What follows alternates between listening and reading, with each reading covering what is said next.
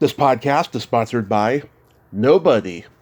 Hey dudes, welcome to Splat from the Past, the only 80s themed horror sci-fi show where things can get totally radical. Now today, I have a long overdue guest coming on. We're going to be celebrating the 40th anniversary of a controversial track and field movie from 1982 called Personal Best, starring Mariel Hemingway and Scott Glenn. I will be talking to Kari G. Peyton. Kari G. Peyton, back in the day, she was Kari Gosswiller, and she played Penny Brill in this movie. And we're going to talk about this movie. I remember seeing it when I was like 9 or 10 on Encore, and seeing all this lesbian sex going on and all this sex between Mariel Hemingway and Scott Glenn. And I was going through puberty at the time, or just about to, and I was like, ooh, this is steamy stuff. And I've learned over time about how controversial it was and the mystique surrounding it, and I want to talk about all of that stuff today. Kari was also in the movie You Can't Hurry Love, the Marla Hanson story, Body Chemistry 2, Voice of a Stranger with my friend Lisa Pesha.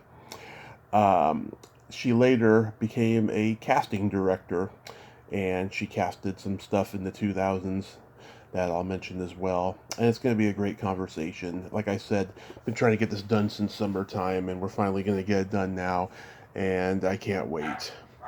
So yeah, here is my interview with Kari G. Peyton. Hello. Hey Kari, welcome to the show. How are you today? I'm good. How are you? I am just spectacular. This is such a great honor. Thank you for taking the time today. Finally. I know. I'm sorry. It's been busy. Life happens. It sure does. It sure does. So, going back in time, I was reading that when you were in high school, you were a 2-time state champion of the high jump. What age did you start doing track and field? Goodness. I actually like tennis better. Uh-huh. And for some reason at my high school, you couldn't just have one sport, so you had to pick two. So my freshman year, I'm basically not really knowing anything else. I was like, well, shoot, I guess I could run. And then I turned out being a better high jumper than I ever imagined or could have ever gone in tennis. I wanted to be like the next Chrissy Evert. Yeah. Back then. And then,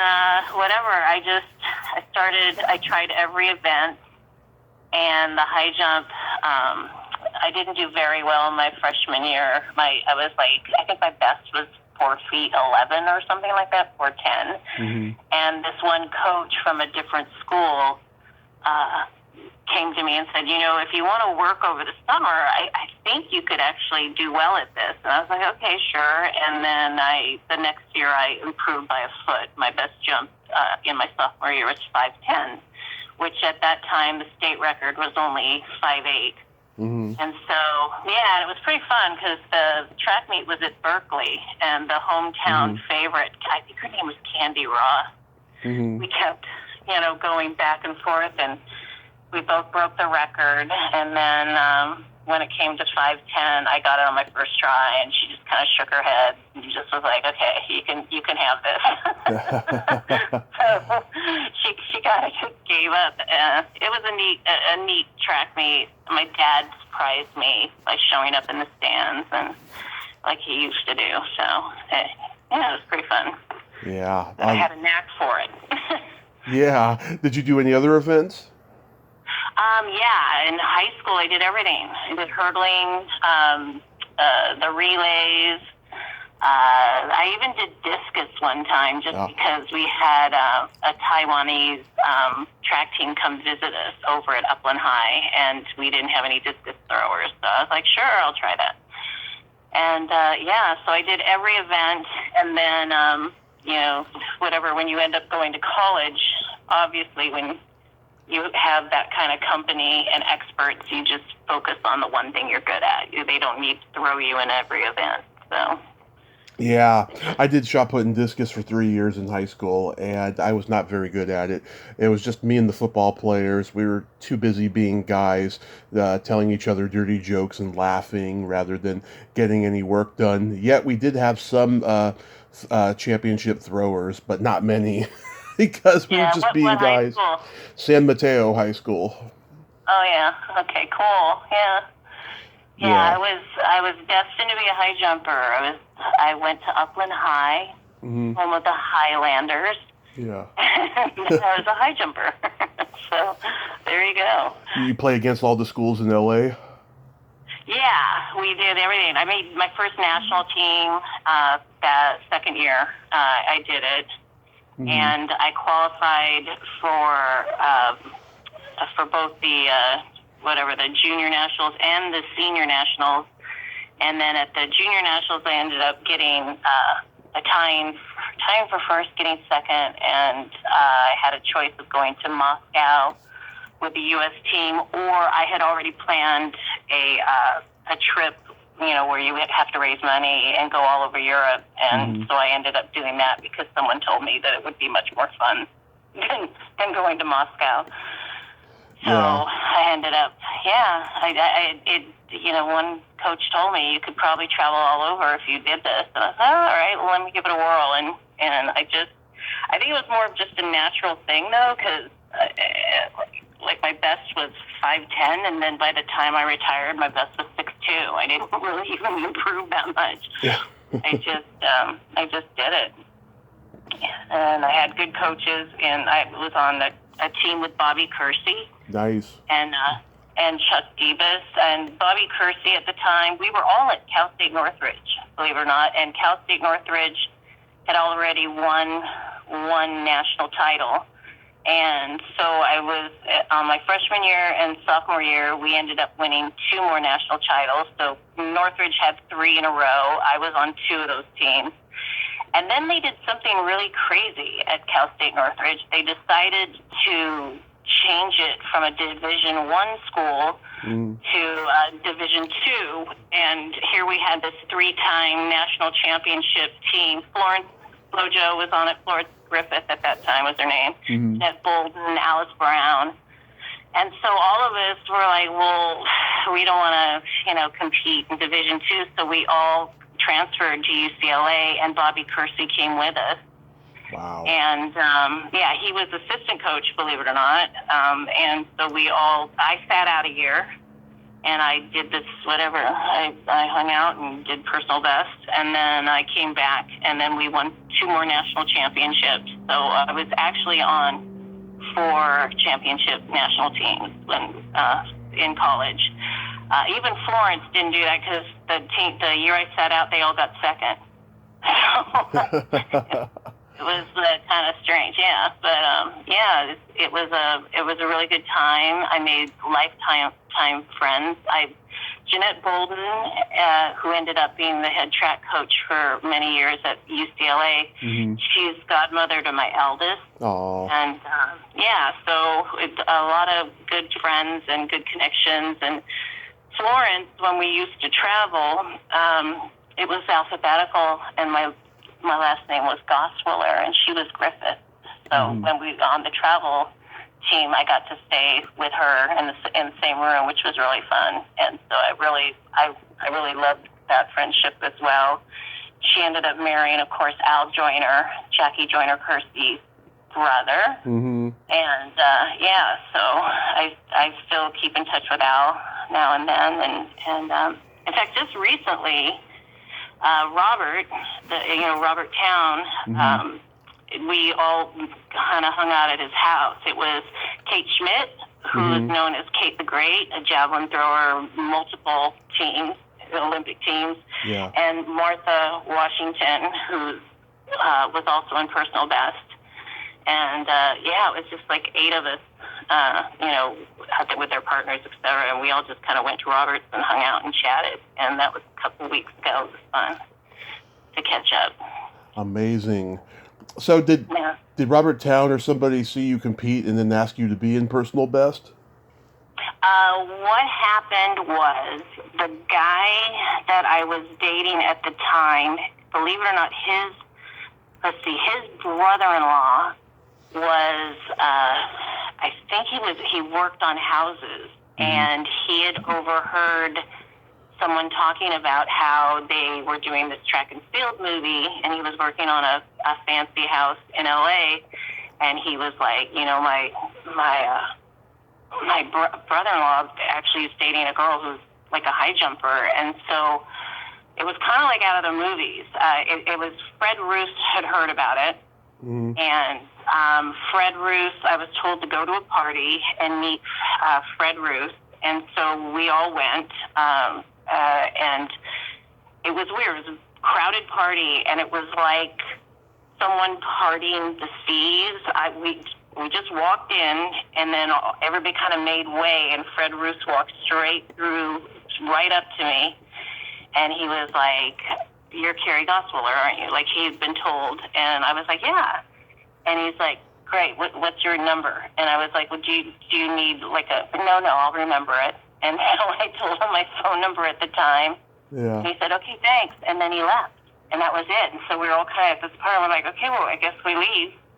And then the next day, Robert called, and he was just like, at that time, I think he had a place in Malibu, and he was hanging out with Jane Fredericks and a bunch of athletes that I know. And he said, "Why don't you come on over? We're just hanging out at the house." And I was nervous because I was only 18 or 19 at the time, and I was like, if your movie's about track and field, maybe you want to see me on a track. I just didn't want to go to a house of someone I didn't know, etc. Yeah. So then he sent, I told him when I trained at UCLA, and he said he would come out and visit, and all of a sudden this guy shows up, and he figured out who I was and came up and introduced himself, and that was Peter Peyton. And he was the associate producer of the movie, and we actually ended up getting married, etc., having kids. Yeah. But he came up and he said, "Yeah, Robert's really busy right now, but we'll all go out, we'll do dinner or something," and blah, blah, blah. And I just heard he had said he was going to meet you here this day, and I was sent, so I'm just telling you, we will be in contact with you. And then it just kind of ended up that, started hanging out with Robert and everyone with the film while they were casting. And at the time, the role Penny Brill was written for a hurdler. And they were still trying to Robert was still trying to convince the studios to cast an athlete, Patrice Donnelly, as the role of Tori. And Warner Brothers was pushing back on that. And Mariel, obviously you can't bring Mariel Hemingway in to read with all these people, but like everybody you can imagine was brought in on this role. And so having become friends with everybody, they would bring me in to play Mariel's part while other women were reading for the role of Tori Skinner. And so I started out doing that, and then, just helping. And Mariel at the time as well was actually training with our track team. So she and I became really good friends. We were close in age. We were just a year apart. And so she ended up being a good friend of mine. And then when the movie was ready to be cast, and we're all done, I said, who am I going to be? And he said, "Well, you're going to be Penny Brill." And I was like, "Well, yeah, but that's a hurdler." And he's like, "I'm the writer." Yeah. I can change that. I was like, "Oh, okay." So Penny Brill became a high jumper in the film. So yeah. And Robert, he's my oldest and dearest friend. I've been friends with him since I was 19. I've actually known him and been his friend through two different wives. At the time, he was married to Julie Payne. Yep. And he had a daughter named Catherine Towne, who we all call Skip, or Skip Towne. She only goes by Catherine now, but he had a little 2-year-old named Skip. And I became really close with his daughter, and just, like she used to tease that I was a second mom to her. And then Robert got out of that marriage and ended up with Louisa Towne, who's amazing and also one of my oldest and dearest friends.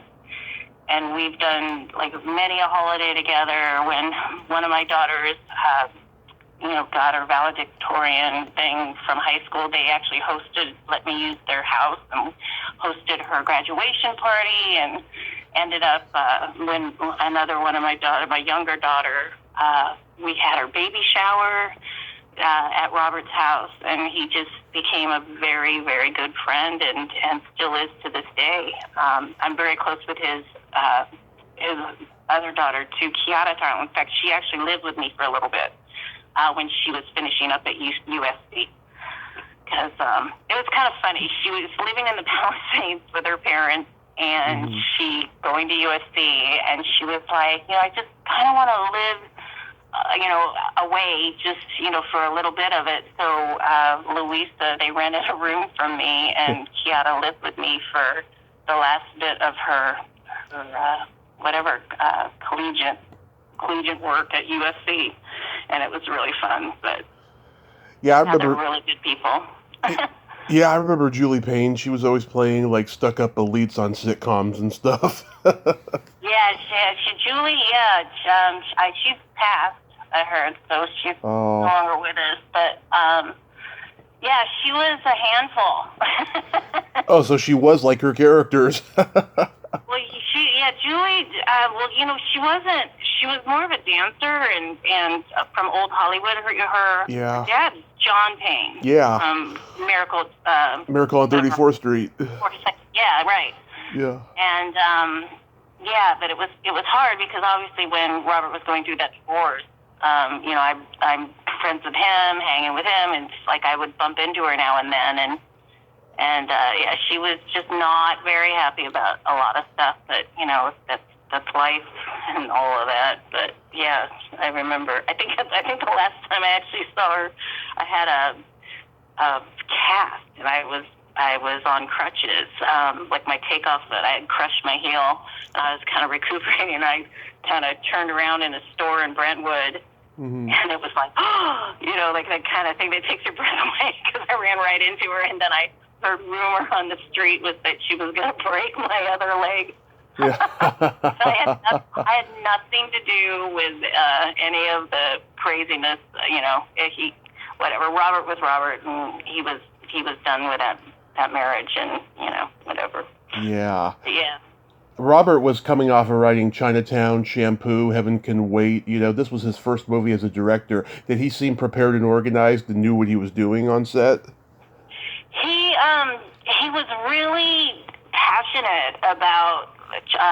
He's always been passionate about athletes, and right down to like even racehorses. Like he's got an encyclopedic knowledge about, like, oh my God, every kind of sport and horse and all these things. And he just really fell in love with track and field and women's track and field. And so, if anything, he just got distracted by just the beauty and the art of the sport, and you could kind of tell that in the movie, where there's like endless sand dunes and running and training, and he really did immerse himself. Like, he hung out with us all. Mariel trained with us for almost a year, it seemed, and with the Screen Actors Guild had a strike in the middle of the film. 1980, right? Yeah, so we're talking about. And plus, the Olympic trials had been canceled, and we all went to the Olympic trials knowing that we were going nowhere, and we all competed, and I ended up making alternate to the team. It was raining, we were doing the high jump, and I whatever, and I don't know if it's because everybody was just kind of not in the mood, but I was excited, to be there, and my first Olympic trials I made in '76, but I didn't go because I ended up, going to Europe with a junior team, and so it was my actual first one, and I knew that I was, whereas everybody else was going to be done, I knew I was going off, and we were going to begin that movie. And so I was in a really good mood, and I was beating a lot of people I shouldn't be beating. And, and we started that venture, whatever. It took us 3 years, I think, to film, to get done. Yeah. We had 3 different directors of photography on it. Michael Chapman gets the credit. He started it, and as you know, he got Academy Award for Raging Bull. And he directed the Clan of the Bear Cave. Yeah, I didn't know that, but yeah. And so Michael started it. Then we ended up with Ray Villalobos was in on it too. And then at the very end, we kind of had to tie some things together. And there was a couple of weeks, and Caleb Deschanel actually ended up finishing it. So we 3 different cinematographers on it, and a lot of us, like a whole life, trying to think. I don't know if I was married when we finished it or whatever, but I met Peter, and it's just it was a lifetime, and it began a friendship of a lifetime as well. Yeah, it must have been a little discerning though, because you got the strike going on, and then like Towne is clashing with Geffen. I mean, was it discerning at all? What was weird is that we needed to get money to finish it. And Robert had an amazing script, like one of the best scripts I've ever read, called Greystoke.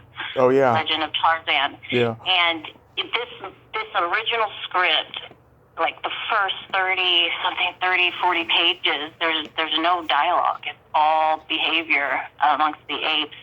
And this was the original script. And part of his deal to finish Personal Best is he had to give up Greystoke. And so he did, and it broke his heart. He's like, I don't even want to know about it. He changed the name of the writer on Greystoke to H.P. Weissach, which his dog's name is Hyra Weissach. He basically put down his dog as the writer of Greystoke. And then they did change the script drastically, but it just wasn't the script that he had written. But then it ended up getting nominated for Academy Award, and so I remember us joking about, well, what are we going to do? Like we're seriously, and he was like, I'll send the vet to the Academy Awards. And so Robert didn't go, but in fact, he had to be talked into going to the award for Chinatown. Someone loaned him a jacket. I had that jacket forever. I think Jack Nicholson or someone loaned him this beautiful pinstripe jacket that I used to wear, whatever, I ended up getting it. And, he happened to be there when that one happened, and then when Greystoke was nominated, Robert didn't go, and it didn't win. But I do believe it's the first time a dog's been nominated, and the only time a dog has been nominated for Academy Award. So, it was a heartbreaker. I mean, he had to give up a lot to finish that film. And not all of it was his fault. You have a strike, then we start up again, and then we got. In fact, what's really strange too is Mariel had already started. She had already committed to Star 80 to doing the Dorothy Stratton story. Yeah. And so there's a scene where she's in the equipment tent, and she had actually already had, she got her, I mean, there's no other way, but she had a breast implants. And so she went from, this athletic, whatever, to, oh my gosh, no, we can't, like all of a sudden she shows up in the middle of the film. So there's actually a scene where, it's before and after the surgery. But I don't think many people could tell. I was 9 or 10 when I used to see the movie on Encore. I was just about to hit puberty, so I didn't mind seeing, the lesbian stuff and Mariel and Scott Glenn, doing things like, her holding his penis while he urinates. Right, right. Kenny Moore, yeah. Yeah. Kenny Moore is a writer for Sports Illustrated. He wasn't an actor either. That's where Robert kind of clashed with a lot of people at Warner's. Is he just had people that he liked and that he enjoyed their personalities, and a lot of them were athletes and some were writers, like Kenny Moore. And Kenny Moore actually was also a marathoner, Olympic marathoner. So he fought and won a lot of those battles, and it was some people's first and last time they ever acted, but he insisted on having real athletes. He did a whole test shoot.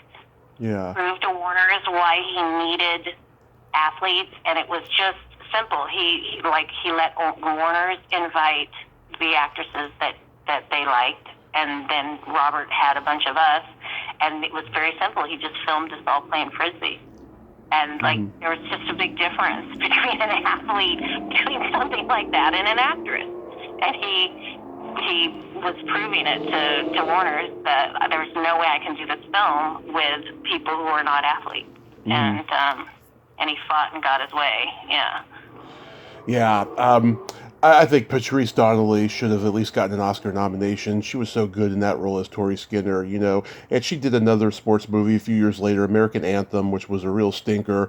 My brother, he had the poster when we were kids. It was one of those posters that manipulates you into thinking it's a great movie, but when you watch it, it's terrible, But I think she did a great job in that role.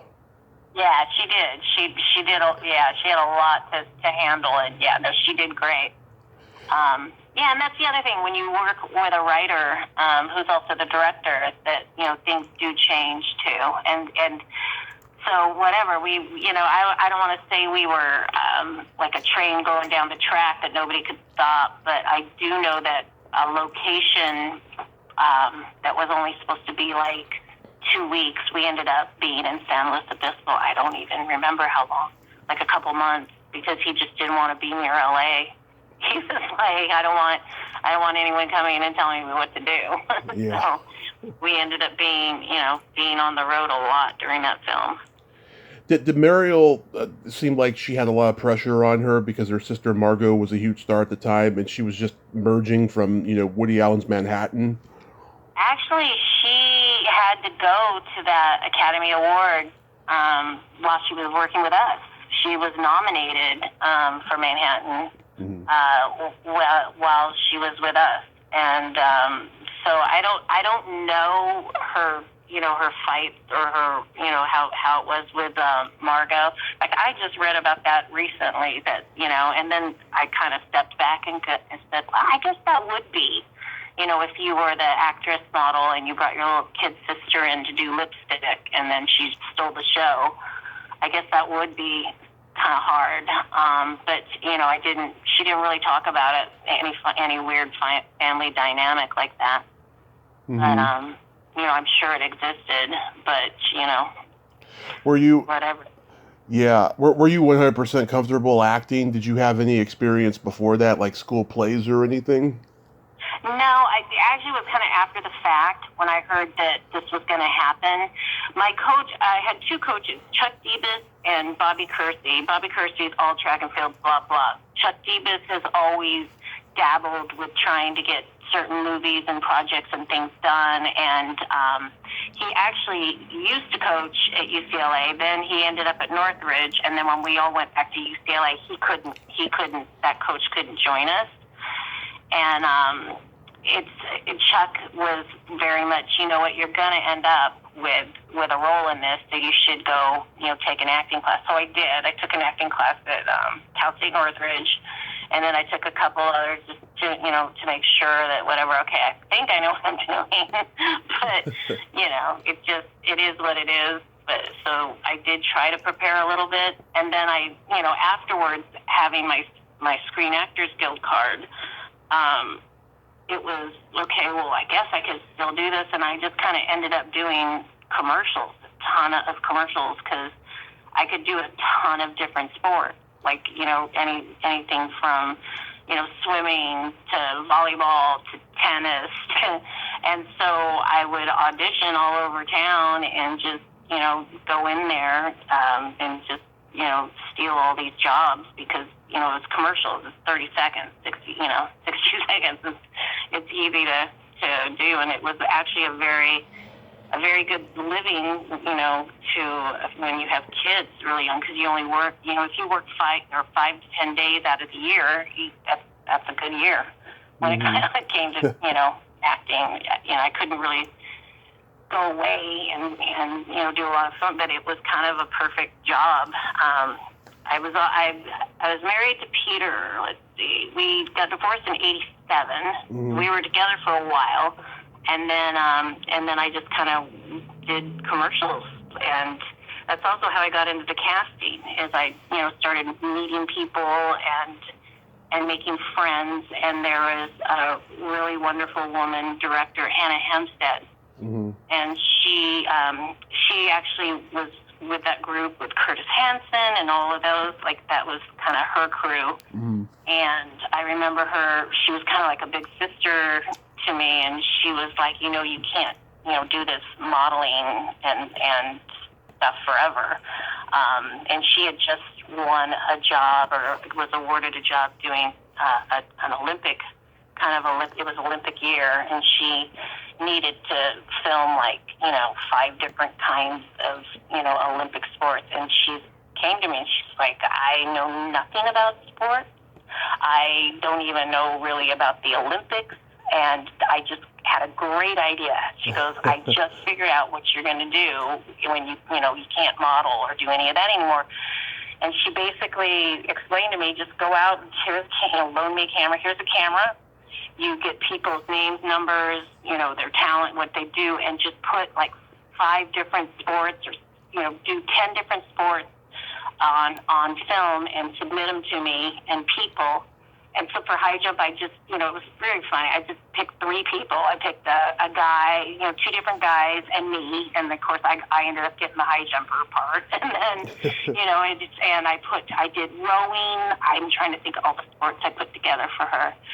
I did equestrian. I wanted it to be very, diversified. And so she was very happy, and she said, this is what you should do. You should be a casting director. This is going to, and at that point, there were good years and there were bad years. So it was very appealing to me to get on the other side of the camera, because there was a lot of times, too, that there was this one time, Reebok, I used to do a lot of stuff for Nike. Oh, yeah. And then Reebok put out this thing about we need a Kari Peyton type.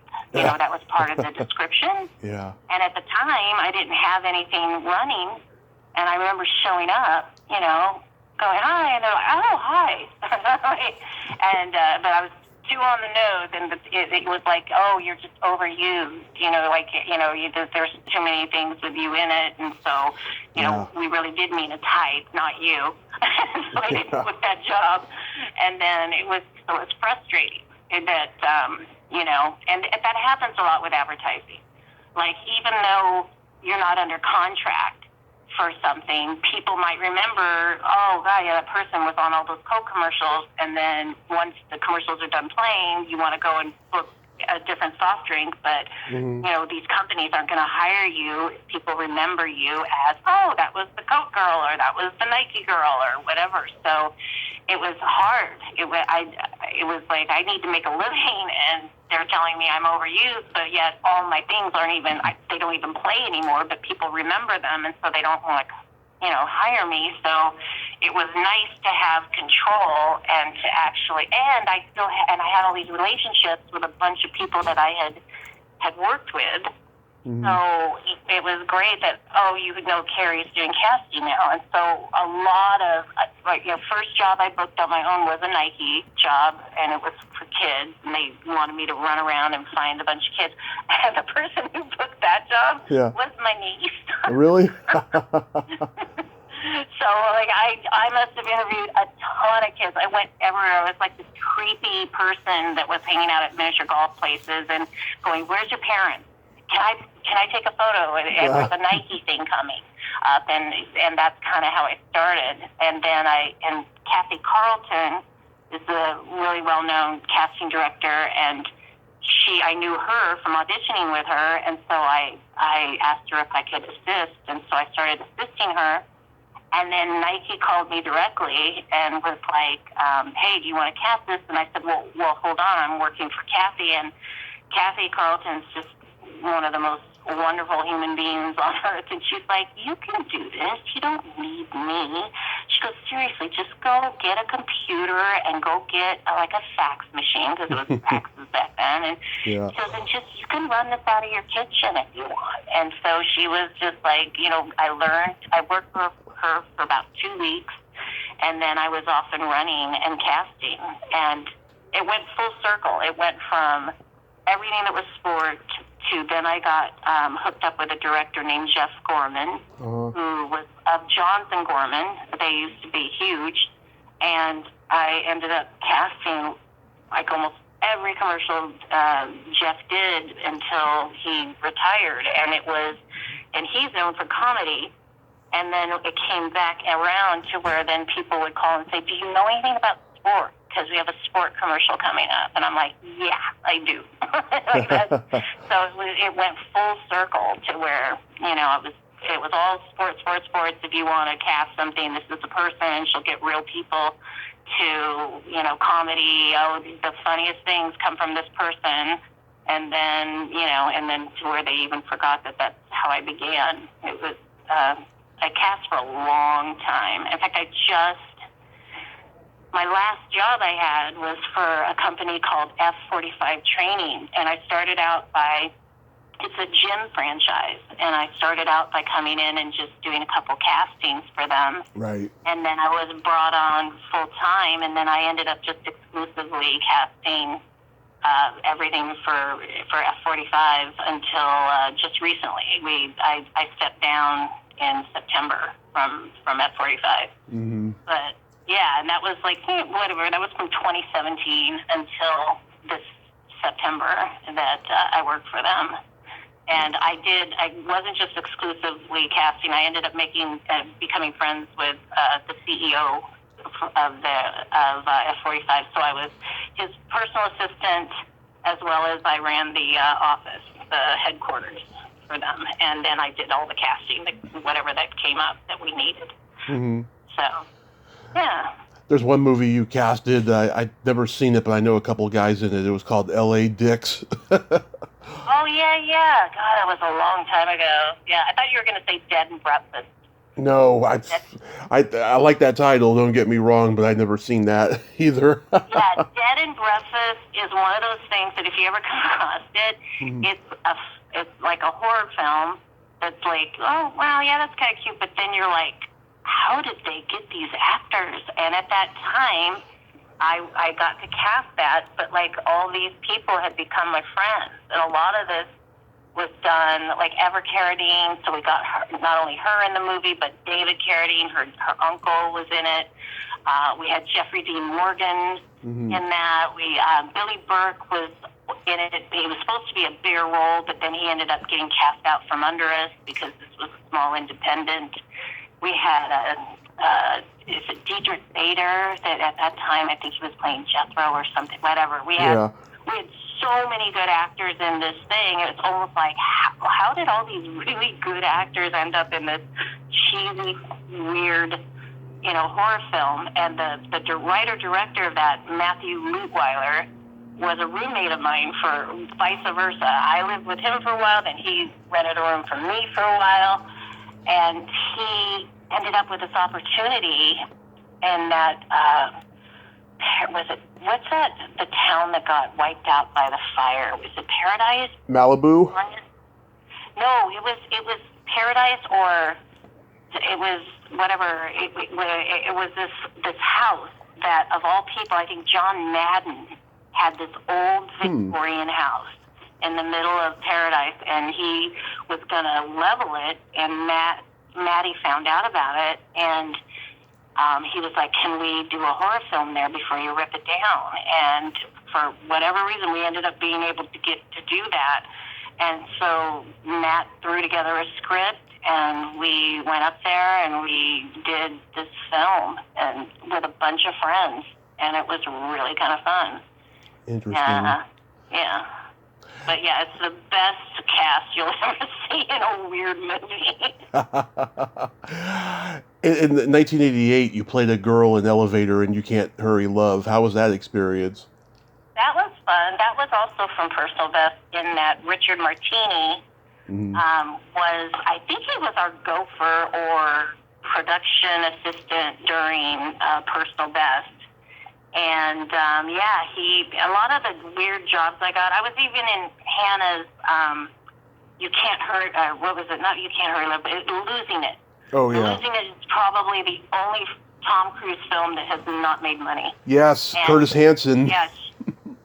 Yes, it's just I would get a phone call like the night before, and I just need someone to yell and scream something from the stands, and that was my thing in Losing It. Same thing with the hotel scene. Richard called me and said, "Hey, I need you in this, elevator scene, and you're just going to be basically talking and rehearsing to yourself, and da da da." And I said, "Okay, fine." And I'd show up and do a day on here or a day there. So. Wow, I didn't even realize that. That's so cool that you're the voice yelling from the stands and losing it. Yeah, I say something like, "Hey, Spider, where you going?" And he's like, "We're going to Mexico, the blah, blah, blah, blah, blah." And that's what starts the trip to Tijuana so they can lose it. And that was funny. I became friends with Tom. We were filming at a high school, obviously, and there was a basketball court, and we were like in between where people were screwing around, and so it was like, okay, $20 on who can make a shot from half court, and I was like, I'm in if I can do a granny shot, and I'll be damned if the thing didn't go straight in. And I fucking won. Everybody else was doing overhand. I sat there and did a granny shot right into it, and then he asked me to go to the Taps premiere is with him, because Taps hadn't even come out yet. And that was like his big breakthrough thing. So that was pretty funny. Wow. Yeah, when you were in You Can't Hurry Love, did you work with Christy McNichol? No, I didn't. I just did the one scene. I did meet, it wasn't Bridget Fonda in that? Yes. Yeah, I did meet Bridget. I met her father a long time ago. Peter. Whatever, at Robert's house, just out of the blue. I was convalescing on another injury, and I was staying at Robert and Louise's for that month because I really couldn't. I hurt myself on a commercial. Is what happened. Do high jumping. They wanted to move the pit to like this great location. And like, oh no, this is better, and it was grass. And I'm like, we don't take off the grass, and it was kind of wet and muddy, and I tore every ligament in my ankle, and so I met Peter Fonda at Robert's house, and he told me that he had always had problems with his ankles, etc. Oh. It was weird. I met a lot of really fun people out of the blue. Yeah, same here. Yeah, I bet. How about the Marla Hanson story? That was something I actually auditioned for, so that was cool, and I booked it. I got a manager to try to help me with. I always had a sports agent, so commercials were handled, and a regular agent. So that was, my commercial stuff was all together, but I ended up finding a manager, and I auditioned for that, and that was fun. That was a neat one that I actually booked and got to do. We did film that up north. That was interesting. Yeah, I still get a check now and then for like 5 cents from that. I talked to Cheryl Pollack a few years ago. I had a huge crush on her growing up, and it was interesting to find out that she hated acting. She just did it for the money because it was a good living, and she just went in, went out, and now she's been making documentaries for I don't know, 25 years or something now. Wonderful. Yeah. Yeah, was she good to work with? It's a hard gig. Yeah. That and being a musician, I find, are like two of the hardest gigs around. Oh, you gotta have amazing self-discipline to be a musician. Yeah, and I gotta tell you, there's like, I've known many that are so incredible and great, and yet it just never happened, you know? Yeah. And you're just like, God, this just doesn't make any sense sometimes. So. Yeah. Weird. And then, you were in a movie with a friend of mine, Lisa Pescia, in Body Chemistry 2. Oh, God, I remember that one, too. I forgot how I got that film, but yeah. Yeah. That was basically my big scene was being dragged around by my hair. And so whatever, that was kind of fun. Because I was like, no, I can figure this out. We can figure out how to do this. We don't need to spend double. And it was interesting. I remember that. That was weird. Was that a Corman? That was No. It was definitely a low budget exploitation film, but not Corman. I thought it had some background, or maybe one of the people from it, that's where they began. I'm sure, yeah. But so many people, they broke out because of Corman, so it probably did have some Corman influence of it. Yeah, Robert had wrote for Corman. Yeah.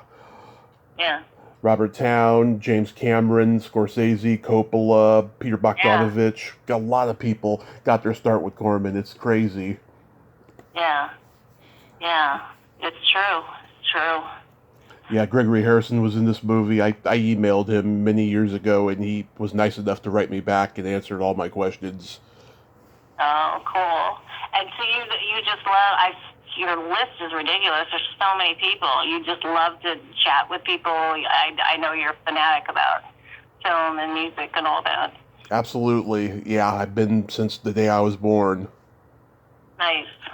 It's been quite a journey. I'm going to be 40 next year, and I can't believe I'm saying that because I wasn't expected to live past 18. Oh, my goodness. That's crazy. Yeah. Wow. I've defied the odds. I do it every day. Yeah, wonderful. That's cool. Yeah. So what do you got going on these days? Just kind of hanging and considering, trying to milk out maybe 2-3 more years of work, and then I want to retire. Mm-hmm. So that's where I'm at. I may retire earlier if it just makes more sense because of, God bless Screen Actors Guild. There's that pension and plus, whatever, Social Security. So maybe, I don't know. We'll just have to see if it makes more sense to do that or do what I'm doing. I'm still working with the man who is the founder of F45 training. He and his wife are located in Florida, and we actually have a little cafe out here that I'm helping with, and I'm not working at it, but I'm doing administrative stuff on it for them and keeping eyes on it, and so I'm just kind of doing that now, and then I'm just cruising, trying to figure out what I don't know. Retirement seems very attractive to me. I think it seems attractive to a lot of people. A lot more people are doing it now, and plus there's this, thing that we got going on in the 21st century where everyone's working from home. Right, yeah, and that's what's crazy is that, it sounds strange, but I'm helping and a personal assistant to a family that lives in Florida. Nice. But there's a lot that I do, remotely, a lot that can be done, so... and he, that's where they settled too. So for a while there, I was every month going back and forth. But now it's gotten real chill now that we don't have the big fitness company that we're doing on a day-to-day. So it's interesting. It's a change. That happened in August or September, where that we both my CEO stepped down and. After evaluating all, it made perfect sense for me to step down with him. So that's what happened on that job. Yeah. I got a joke for you. Yeah. What do you call a boy that doesn't masturbate?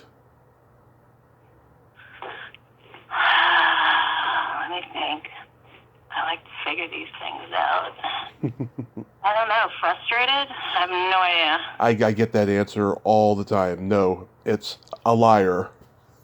Yeah, that sounds about it. That was what was funny about getting together with Robert. Yeah. I had forgotten how many jokes Martha Washington knows and is known for. And then when this came up, I thought, well, maybe I should, try to watch Personal Best. I haven't seen it in so long. And like one of the very first or second scenes, there's Martha telling a joke at the table. And when we were at Robert's house the other night, Bob Larson, who she's with right now, that he was an assistant track coach at UCLA, and like something would remind me, goes, "Oh, you've got to tell this joke now." And I remember that joke after joke is Martha. and then seeing it in the film, I'm like, that's right. She's always been that gal who knows the jokes. Yeah. Yeah. It was amazing. We were saying that in track and field, there's the times and the world records, et cetera. And there was a time when, the equipment wasn't that great. The tracks were dirt. And you have, they call it BT, before tartan, because once we all got on the rubberized asphalt and the tartan tracks, of course, the times and everything improved incredibly, right down to the equipment with high jumping, too. And they're both her and Kate are older than me, but it was interesting. They're trying to plan a reunion for everyone who was before Tartan. Yeah. Well, I hope that happens. Yeah, I got a whole Rolodex of jokes in my brain. I've been collecting jokes my whole life. I did stand up for 10 years, so yeah, I love laughter. Yeah, it's the best. Yeah. It sure is. A lot. Yeah. Well, Kari, I want to thank you for coming on and finally doing this. You tell great stories, and I wish nothing but happy health for you, and that... You too. Yes, and that you have a happy new year, and just be safe out there. Yeah, you too, and thank you for chasing me down and making me do this. I truly was so busy. Mm-hmm. And then finally when August and everything went down in September, I was like, well, I actually have some time now. And so I was like, you know what, I might as well. And then when you reminded me that the 40th reunion was going to be over, I was like, you know what, and having we got together at Robert's, it was December 17th. I was like, I've got to do this, because these are my people, and this will be fun to talk about. And we talked about the film when we were at his house, too. I was like, you know what, it's time to do this. So I appreciate your persistence, and because I was very reluctant, or also damn busy, and I'm glad I got a chance to do this. My pleasure. You have a great day, and once again, be safe out there. Thank you. Thank you, Tommy. You take care. Thank you. You too. Okay, bye-bye. Bye-bye. Well, there you have it. Kari G. Peyton. Ain't she a sweetheart? Oh, what a sweet, sweet lady. And she's just out there doing her thing, and she's just a great lady. I'm so glad that I got to talk to her today, and sometimes, people are worth the wait, and she was definitely worth the wait, and I'm glad that we talked today. Well, until next time, this is Tommy Throwback Kovac saying, there's no shame in living in the past, because the present sucks. Later, dudes.